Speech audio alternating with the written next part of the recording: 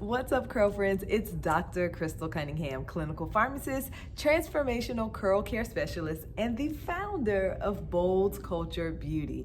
Here today with you to share more great tips to help you save time, build confidence, and make natural hair care easy. Now, today we're going to talk about a subject that everyone loves to hate, and that is dryness. So I want you to do me a favor. I know I can't see it, but raise your hands if you have ever felt your hair was dry. Well, I've got news for you, curl friends. Your hair may have been dry, but today I'm going to help you identify exactly what dryness is, give you some reasoning behind why our hair is dry, correct some myths or misunderstandings about dryness, and then most importantly, give you some simple strategies that you can follow right now to help you get into a place where you can cultivate healthy, hydrated curls. Guys, I am so excited to get into this with you, and I know you're ready, so let's jump into it. Now, I always ask people when they tell me that their hair is dry, what is it that they are sensing, or what is it that they are gathering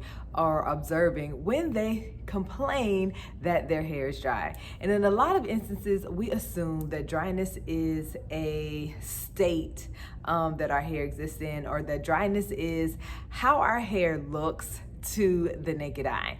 In some instances, this can be true, but I think we need to think of dryness on a more global level. When it comes to dryness, we really need to get to the heart of what dryness actually is.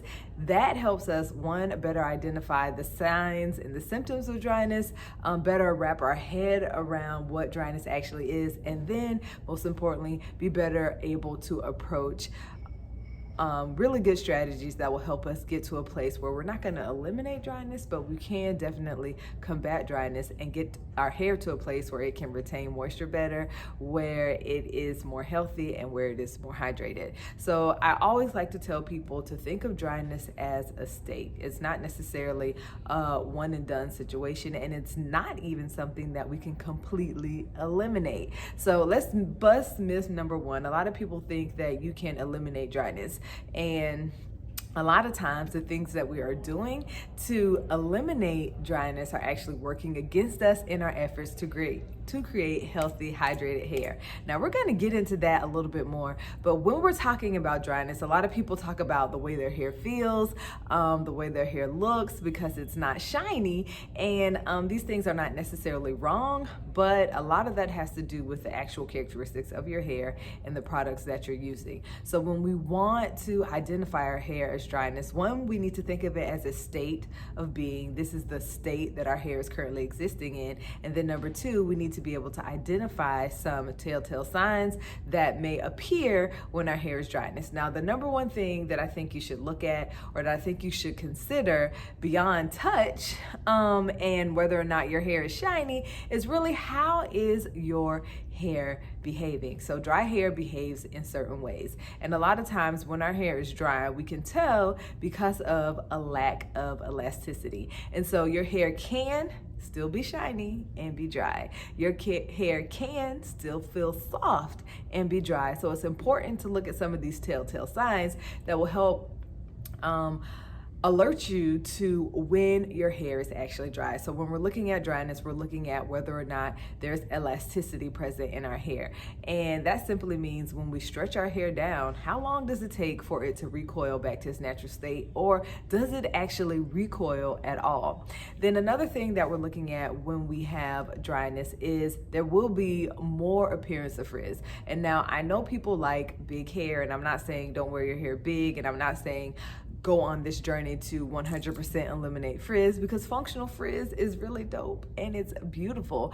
But when our hair begins to move more into that dry state from a hydrated state, we can often expect to see dryness. We can also sometimes expect to see lack of definition. We can also expect our hair to respond to products differently, where you may be expecting this amazing product to give you a certain level of definition or a look. In some situations, when our hair is dry, we can expect that to be the opposite. So when we are talking about dry hair, we really have to be intentional about thinking of it as a state, right? It is a progressive state also. And so I want to alleviate some stress for a lot of people. Everybody's hair will eventually be dry.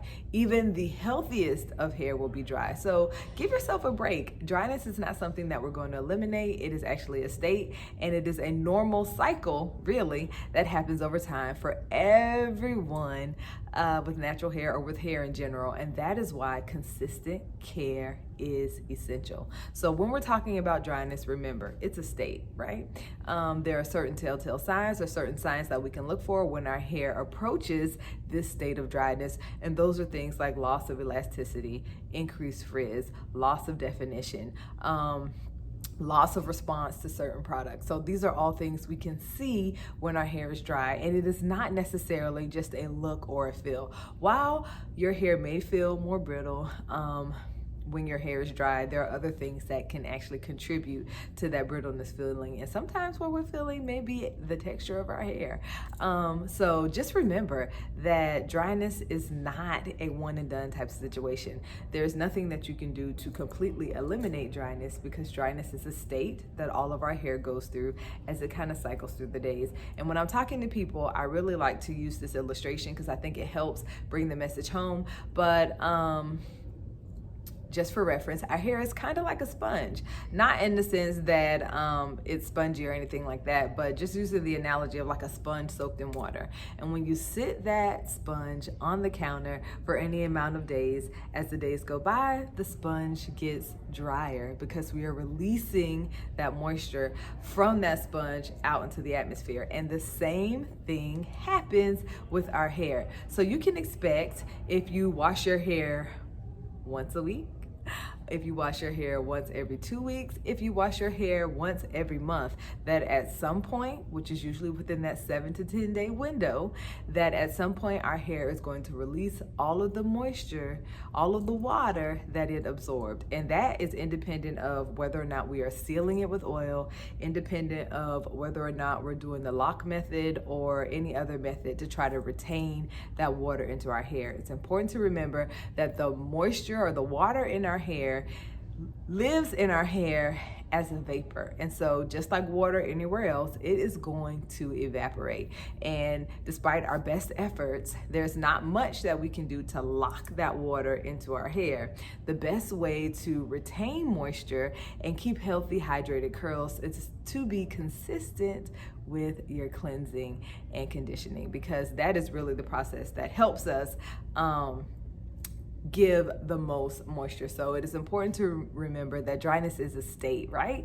And it's not something that we can automatically eliminate. And so I did give you the analogy of the sponge. That is one way we can arrive to a place where our hair is dry. Other things that could contribute to our hair being dry for a prolonged period of times. One, of course, is inconsistency with cleansing and conditioning. And yes, we have to use shampoo, friends. We have to use shampoo because it is an integral part of the hydration process. But then also the products we choose. A lot of products that we think are going to solve our dryness issues are really not doing what we think. And I think it is important to, for the purposes of our hair, to know or learn or differentiate between moisturizers and actual hydration. And another analogy that I like to use for my curl friends when they come into the store, when they come into the salon, is if you're thirsty, would you drink a cup of oil or grab a cup of water? And so when our hair is thirsty, what should be our first response, right? And so not saying that you can't use certain products, not saying that certain things are good or bad, but pointing out that certain things will be working against you, especially when you're not properly cleansing and conditioning your hair. Certain products will work against you in your efforts to cultivate healthy, hydrated curls. So some things that can push our hair into a state of dryness is the products we select, our inconsistency when it comes to cleansing and conditioning our hair, not actually using shampoo. And so we want to be mindful that when we are on this quest or this journey to cultivate healthy, hydrated curls, that we are intentional, because one, dryness is a state. It is not a one and done thing. We can all expect to battle dryness. And two, when we are intentional, we are better able to do things that would actually put our hair in position to be healthy and hydrated. And so now I guess you're wondering, great, I'm better able to identify what dryness is. I am better able to identify some practices or things that I've been doing that are making my hair dry. And so now what should I do to position my hair so that it can be healthy and hydrated? And you know what? I am glad you asked. I think everyone is always on the quest for figuring out what is the best option to cultivate healthy, hydrated curls. And sometimes we lose sight of what it actually means for our hair to be healthy and hydrated. So some simple signs that your hair is healthy: obviously elasticity, right? Manageability. When we don't have split ends, that's health, right? And so having a proper routine to care for our hair helps us get to a place where our hair is more healthy and hydrated. And so here are some things that you can do right now to help you get to a place where your hair is more healthy and hydrated. And the first thing you want to do, and it's the first thing I'm going to tell everybody, is to make sure you develop an intimate knowledge of your curls. You really have to be intentional about knowing and understanding your hair. And that is not necessarily focusing only on porosity. That is not at all focusing on curl type, but actually being able to identify how your hair should look, feel, and behave. And I touched on some things at the beginning of this talk, but I really think it's important that you have a proper understanding of how your hair should look, feel, and behave. So one, you can set realistic expectations and goals for your hair, but then also so you can better identify situations when your hair is actually becoming dry, and then you can be intentional about addressing it.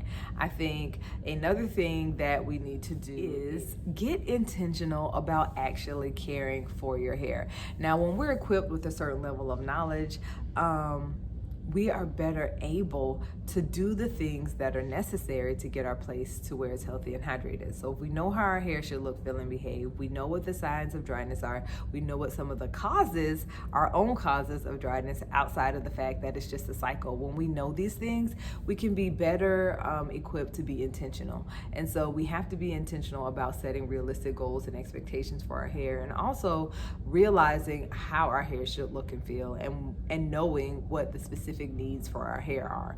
And when we are in a position to do this, when we are better able to do this, it really helps us on that quest to cultivate healthy, hydrated curls. And another thing that we're going to need to do, and that is actually really important, is to make sure that we eliminate practices that can cause us to create waterproof curls. And I think a lot of that has to do with us actually being honest with ourselves, actually taking a really close look at the things that we're doing to and for our hair, at the products that we're selecting, at the frequency with which we cleanse and condition our hair, at the products we're using when we're cleansing and conditioning our hair, and really be honest. I think some of us are married to practices and processes and to different things, and so the idea of letting those things go keeps us in a place where we are frustrated and overwhelmed and confused on our natural journeys. But we really have to be open-minded if our goal is to actually cultivate healthy, hydrated hair. If we want to reach our goals on our natural journey, we really have to be honest with ourselves and take a really stern look at what we are doing to and for our hair. And as we're taking this look, if it doesn't make sense, if it's working against you on your journey, if it's not providing the results that it should, I think we settle for some results because we think this is the best we can get. I think we settle for some results because we've always been told that this is the standard or this is what it's gonna look like. And I think we struggle to achieve some results because our goals and expectations expectations are not in alignment with the actual characteristics of our hair. So it is very important that you take a moment. It's not hard. It just requires a little bit of work, but take a moment and really evaluate what you're doing to your hair. Evaluate the products and the processes that you're following and say, hey, is this actually helping me achieve my goal of health and hydration? And then last but definitely not least, we have to make sure that we're consistent.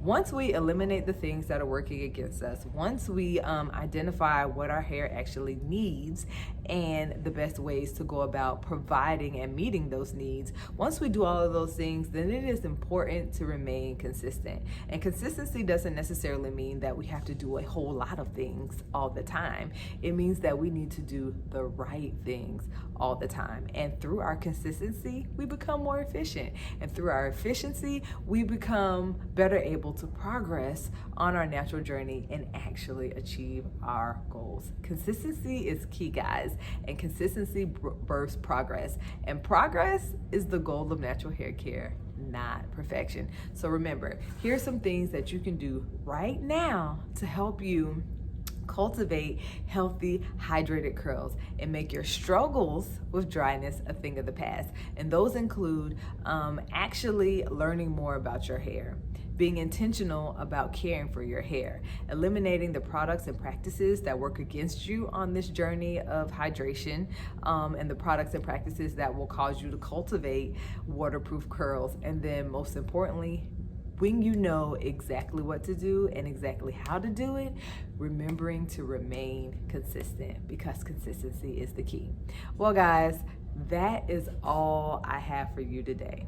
I know it was a lot, but thank you so much for tuning into my channel. And because I know it takes time, it takes attention, and sometimes it takes a little bit of help, I am here and I'm dedicated to helping you achieve the best and do the best so that you can find ease on your natural hair journey. So if this resonated with you, make sure you like, share, and subscribe. And don't forget to tell your friends that Bold Culture Beauty is dropping gems weekly to help you get to a place where you can save time, build confidence, and make natural hair care easy. And until next week, go boldly.